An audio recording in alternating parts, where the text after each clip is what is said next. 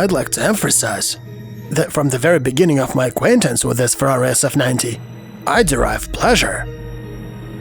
The car is beautiful, even though I've already destroyed it for the quality of assembly. Okay, just let's go through some moments I wanted to show you. Just pay your attention to the paint job. There are some areas with uneven color inside, and the metal looks kind of dented on the edges. Let's just compare them. Do you agree that this fender is placed higher than the hood? Yes, absolutely. If we assume that this car was assembled by hand, this should be an individual isolated error. What can you say about this one? It's almost the same. Now let's touch this car. It's the same. Of course it's the same. It's made the same way. Well, this one feels better. Let's go on. What about this one? Man, this one is the worst. Okay, and what about this side? And this one is perfect. Unbelievable, this one is perfect. This one is also fine. What I cannot say about this side, even the gap between panels is different. And again, this one's placed higher. Yeah, it is. But this side is just awful. But nevertheless, I like this car, and it's quite comfortable. Wow, this thing is beautiful. So, Ferrari, let's dance.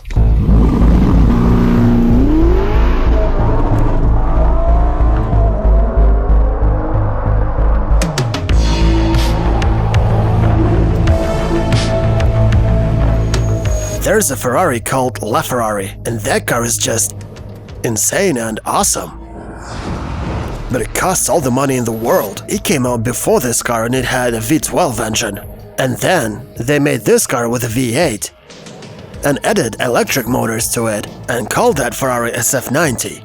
And to be honest, I don't know anything about those abbreviations. I definitely know they do mean something, but I don't want to get into it. That's why I'll just attach a snap from my friend's video where he explains it. Scuderia Ferrari means Ferrari racing team, and 90 is its age, and Stradale is translated like road. But what interests me most in this car is not the power and acceleration, but the balance of things this car is capable of, I guess.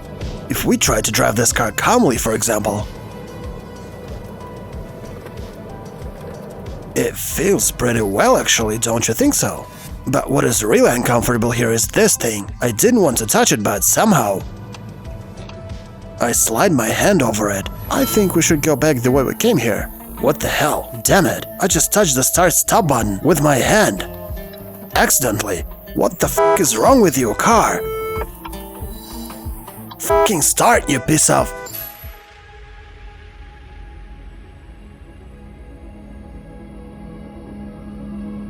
These seats are incredibly comfortable and this car is beautiful no matter inside or outside. I would even say that the interior of this car is amazing. It's 11 out of 10. And that became quite a surprise because while I was inspecting the body of the car from the outside, I found the quality of assembly so poor that I still don't understand how they managed to make the interior of such quality while having such body panels. The dashboard is also beautiful, same as all the graphics, but what impresses me most is the key. This is the coolest car key I've ever seen in my life, and it looks like a Zippo lighter. This is amazing. Everything is so stylish, so Ferrari. And at first it amuses you, but then you look over here and see these stitches. Looks like something went wrong. It did. What the hell, you just look at it. And I'm not even looking for these things on purpose. Same as you guys, I see this car for the first time. And of course it's cool on carbon fiber. And some Arabian fly for some reason. Come on, get out.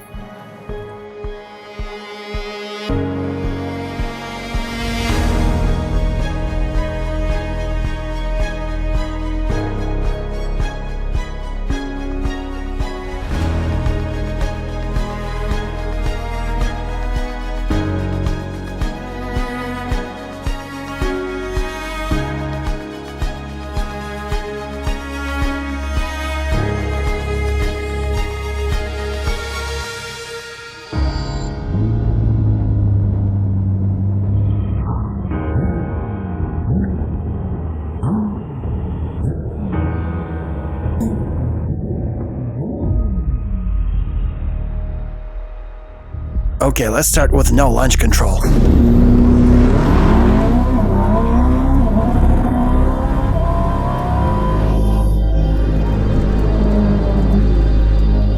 No launch. That's actually one of the best results we've ever got here. It smells like buying one of these.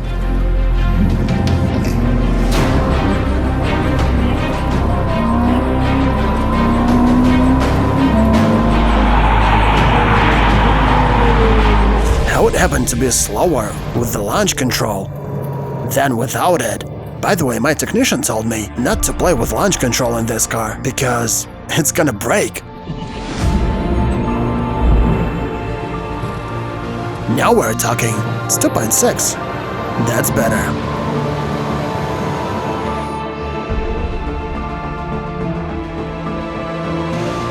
Just don't break.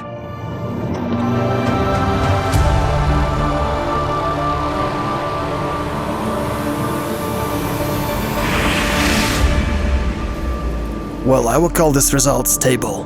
The numbers are pretty close. This car is pretty expensive, and also you're gonna wait for it for quite a long time. But that's not the main point about it. The main point is the numbers, it's 2.7. And if we are talking only about drag racing, which we are actually not talking about, simply because there's such a car as Tesla Plaid, which you can buy instead of it, and simply do this. Go!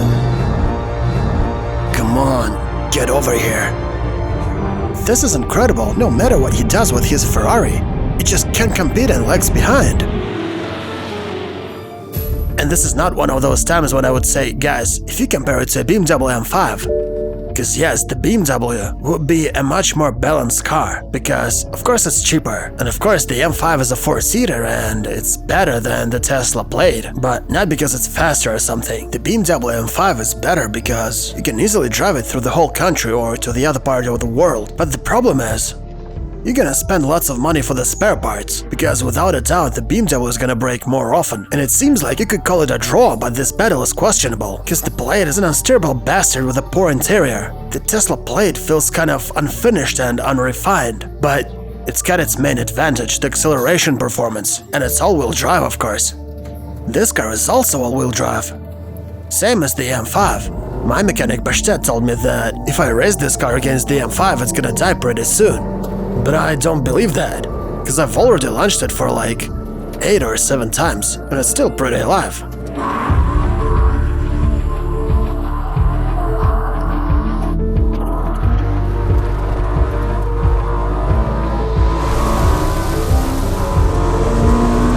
Such bumps are so dangerous. It's 155 miles per hour, and the car is bouncing, and if it jumps strong enough, you can easily lose the control and crash. That's the most dangerous thing on this road. But it's so cool to go on accelerating. The car feels so confident.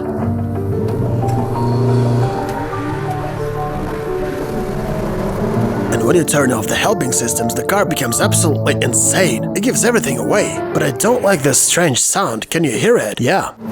And this sound frightens me because it feels like something's gonna fall apart. And if something really falls off from this new expensive car, we're gonna have some serious problems. But it whistles. Something's creaking. Yeah, some strange creaking noise. There are no problems that we cannot solve with an M5, but with this car there are no problems we can solve. The engine is placed in such a way that it's half hidden inside of the car, and I don't have any idea how to get to it. So, listen, the Turbo S accelerates in 2.5. The Porsche Turbo S accelerates same fast, but it's twice cheaper. Just go and buy it, and it's more reliable. But it doesn't look this cool. But the biggest issue about Porsche is that it's not called Ferrari. So here you are just paying for the brand. So this car is literally a hybrid, but its batteries, they die pretty fast. My friends got an SF90 with dead batteries. Lots of these cars bought brand new are already dead. This is not funny at all, actually. 2 out of 5 cars in Russia simply won't start. They're not running, and that's a pretty bad statistics, because those cars are like 1 week old.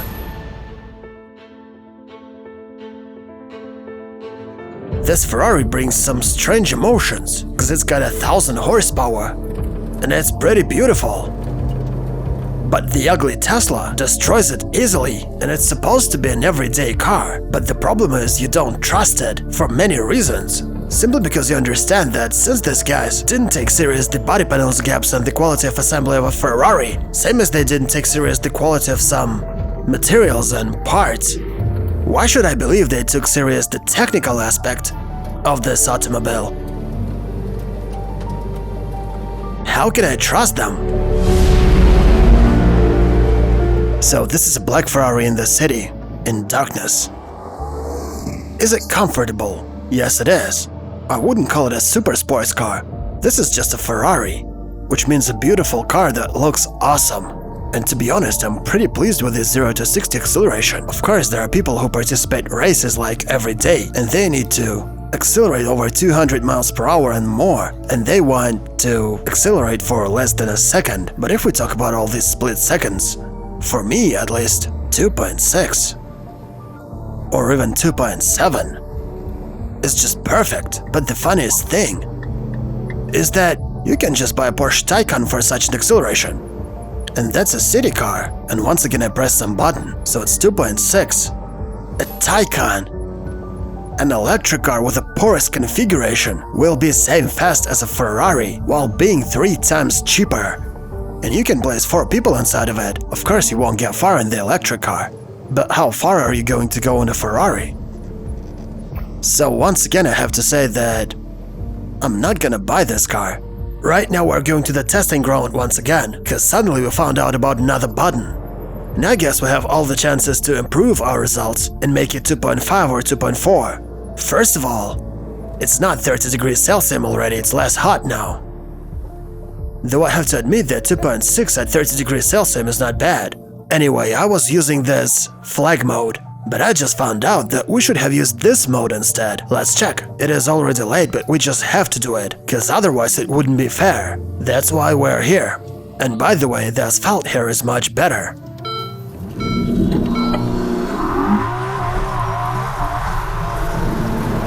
It's 2.6. Okay, let's be honest, I didn't feel any significant difference between that flag mode launch and this new mode we just tested, which is called Quality. It felt the same and the numbers are the same actually. I'm surprised because this $800,000 car can't bring any wow effect.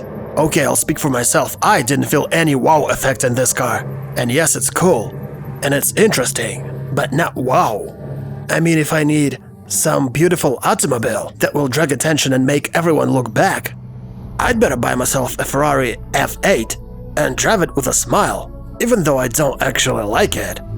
Or if I need a car fast as a bullet shot, I would buy myself a BMW CS or a Porsche Taycan. And the most funny thing here is that if I buy myself both, the Porsche Taycan and the Ferrari SF8, it's still gonna be cheaper than buying a single Ferrari SF90, even those being an incredibly high-performance 1000 horsepower automobile. And if you think that today you can surprise anyone with 1000 horsepower, well, just call this Tesla guy and you will find out that it's you who's gonna remain surprised. So I guess this is the perfect moment for Artyom to get out of the car, to watch the speed bump and the clearance of the car. And for me to thank you for watching. My name is Davidich. This is D3. Goodbye. Come on dude, watch it carefully. I'm not going to buy anything tonight. Not even its bumper. Is it okay? Why is he silent? Anyway, the people who own Ferrari SF90 are poor comparing to those who own the car from our next test drive.